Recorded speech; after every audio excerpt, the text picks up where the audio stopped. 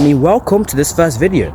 In this video, I'm going to be going to GB Trials, the final do or die, all the way in Nottingham, and I'm ready. I've already trained up, ready. I'm ready for it. Right now, it's around 8:40, 8:45. I don't really care, but I'm just waiting to end up going. I'll show you guys the results.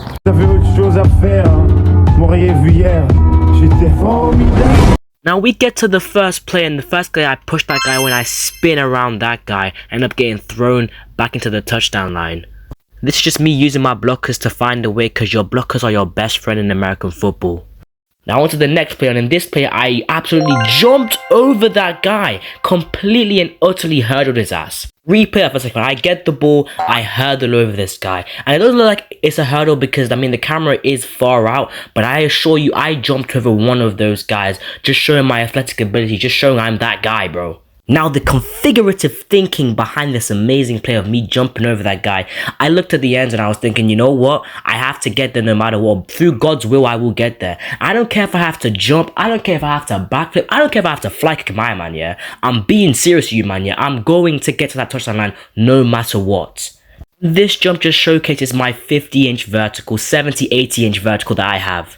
Onto the second play, I get the ball right, and where the flip is my man going? He absolutely tumbles to the ground. Replay that right there. I get the ball right, my man's coming. I saw an open space, went through it, and my man fell to the ground like a ton of bricks, bro. Now the configurative intellectual thinking behind this play is I saw bro was really huge, so I can't hurdle the guy obviously because bro is like 10 times the size of me. And I can't stiff on my man because bro would probably truck me. So I'm thinking, you know what? With big people with big windspans, they create a space. And I decided, let me just make myself like a ball. Using my 1000 IQ, I made myself smaller and went through the gap that he created and put his hands up like that to try and defend me. And then I actually went through to the touchdown line. Now, as a more smaller type running back, don't worry guys, the growth spurts coming, bro. God has a plan for me. I'm telling you right now, the growth spurts come. I'm going to grow to like 6'5". Let's be honest here. Come on, guys. That aside, I kind of realized right now I'm really small, so I can use my 100 IQ to use it to my advantage. Because you guys need to understand, bro, being small, doing anything in life, bro, you have to realize, how can I make this a strength to me? And that's exactly what I did, because being small is kind of a cheat code, because these huge guys are going to come after you, run towards you, and because you're so small, you can fit through those gaps and fit through and get to the touchdown line. This play was kind of simple, but it just proved my mentality that I'm going to get to the touchdown line no matter what, as I jump through that gap, whether it's jumping or anything. And this time I didn't quite get to the touchdown line, but I assure you, next time I hurdle someone, I will make sure I get to the touchdown line, because there's no point in you jumping over someone if you're not jumping to get to the touchdown. Now in this play I got the ball right, I juked my man, but my man came around the corner, grabbed me and ripped the ball out of my hands. As the prodigy, I am man enough to accept my mistakes, and that was my bad. I should have had a bit more ball security, but bro, you don't understand. My man fully grabbed it, ripped it from my hand, and there was nothing that I could do. That is my mistake. Smoke man's rust, then go dance in a petrol bus. Shotgun blast, complete that task. My first boot and then two got rust. When we talk about works, we now in this play, it wasn't even all that. I just got the ball right and I just used my small stature to my advantage. I saw a hole, I went through the hole and got to the touchdown line. Pretty simple. Those holes are the kind of holes that people that are more bigger than me won't be able to go through because of their big stature. But because I'm small, I'm able to squeeze through them and get to the touchdown line as usual. Now, I don't know why those guys are running where they're running to, but in this play, the offensive line kind of failed me. I got the ball, and the second I got the ball, there was like 20 defenders come my direction. Somebody wrapped around me, put me back on the ground. I charged it, got back up, and moved back on. Now, this play, I'm going to have to zoom in on this one, but it's just basically simple as the previous one like I did. Went through a hole, stuck my hand out to make sure that I got the touchdown. Like I said, proved my mentality that no matter what, I will get to the touchdown line. And you know what? It was a touchdown, but I ended up squeezing myself through, which is good. Now, this play is all about patience, and as a running back, you need to have patience. Wait for the holes to open up. As you can see, I wait, and then I see an open hole and I run through. I don't know why I'm celebrating like I've won the Super Bowl. Like, I don't know why bro is jumping up and down like a flipping monkey, but you know what? I personally think I was celebrating because you know what, I was patient. I found the hole, I ran through, and I was just excited to run to the touchdown line. But just shows as a running back, you have to be patient. Even though the holes won't open straight away, you have to wait. They will open up if your offensive line has a fucking brain. But yeah. Now this play, I just call it the consecutive juke. I juke that guy, juke that guy, juke that guy, gets the touchdown line. And the configurative, bamboozling thinking behind this amazing play is the fact that I was, you know what, these guys are not going to give me a hole. So I was like, you know what, I have to find a hole myself. Because in my opinion, I just believe as an elite running back, you can't rely solely on the offensive line to give you holes. Because you have to realize these plonkers, they're fucking human as well. And they're going to make mistakes. And if the play that you were supposed to run breaks down, you have to just learn to improvise, find your own holes, and get to the touchdown line.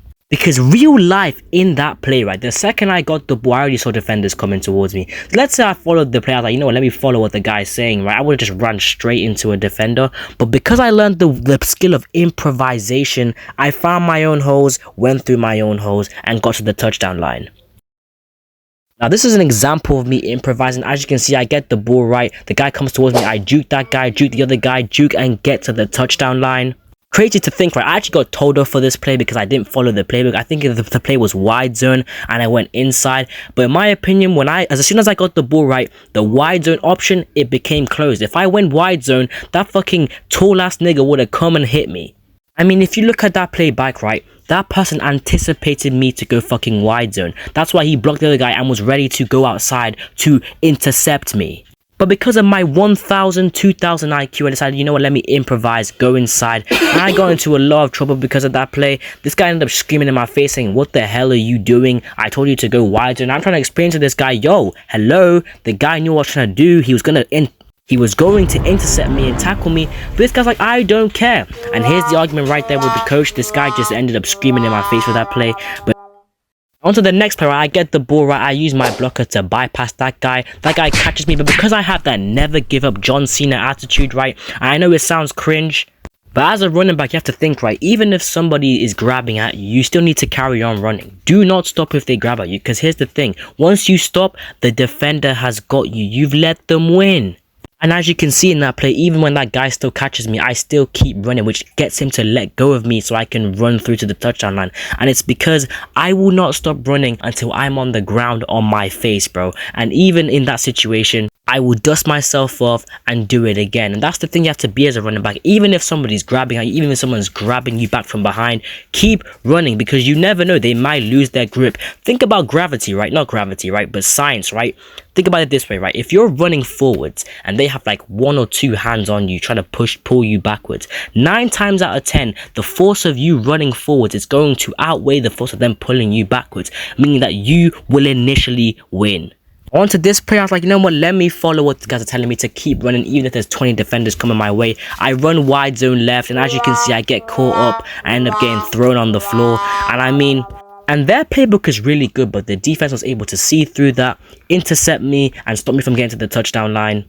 And mind you, I was applauded for this play. Even though I didn't even get any yards, I was still applauded for the play, for actually following the direction they were telling me to go and getting tackled, which made no sense to me. But as long as these guys are happy, like it's like that phrase that you tell to your boy when his girl's ugly, bro. As long as you happy, you know what, I'm happy. You know what I mean? So like, it is what it is, bro. Now onto this next play, I call this the come here boy play because I get the ball. The second I get the ball, I have 3 man running me down, bro. Like these man ran me down like people get ran down with fucking ZKs, bro. Like these man fully ran towards me, grabbed me, threw me on the ground, bro. And I mean, that was the offensive line's fault. But like, I was kind of annoyed because I was thinking, bro, okay, at least you let 1 guy pass. But how can you let 3 man pass ready to jump me, bro? Like that was just an old school jumping. I'm not gonna lie to you. This was the final rep of the trials and I get the ball right. I juked that guy, cut inside. I end up getting caught up in the middle. I was a bit annoyed about that. I knew I juked out, but the guy ended up grabbing my legs and ended up grabbing me back down. The thing I was probably really annoyed about, right? So everyone was given 4 reps in this scrimmage, every single running back. Tell me why I got 3. And you guys might think, it's just 3, bro. You shouldn't be really mad, bro. How are you telling me, yeah? Every single man got 4 reps, but me. Like I was annoyed. I was really annoyed at that. I'm not gonna lie to you. That's it. That was the last play of the trial that I actually got. And I was like, you know what? It was a bummer, but I really wasn't annoyed. I mean, it is what it is. And thank you for watching me smoke all these defenders. I'm gonna record more of my highlights in the future.